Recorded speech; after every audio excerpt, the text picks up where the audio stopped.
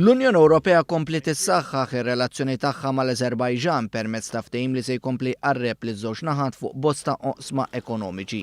Fi Brussell, il-President tal-Azerbajġan Ilham Aliyev kellu laqat mal-President tal-Kunsill Ewropew Donald Tusk. Huma ftehmu li l-Unjoni Ewropea u l-Azerbajġan isaħħu r-rabtiet bejniethom fuq diversi oqsma. L-għan ta' dan il-ftehim huwa li joħloq opportunitajiet ekonomiċi għaż-żewġ naħat filwaqt li jippromovi l-governanza tajba u rispett lejn id-drittijiet tal-bniedem.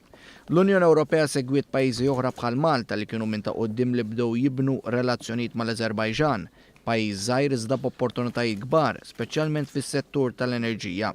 Dan minkejja fuq livell lokali, l-Oppożizzjoni ħarġet qatta bla qabel kontra dan il-pajjiż li l-Kummissarji Ewropej ħeġġu biex l-Azerbajġan jitqies bħala sieħeb strateġiku għall-Unjoni Ewropea.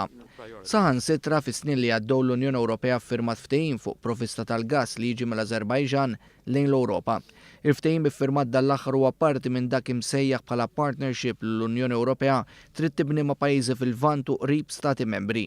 Dan l-aħħar ftehim ġie ffirmat mill-Ministru tal-Affarijiet Barranin ta' Azerbajġan Elmar Mamadyarov u rappreżentanta għolja tal-Unjoni Ewropea għall-Affarijiet Barranin u s-Sigurtà Federica Mogherini.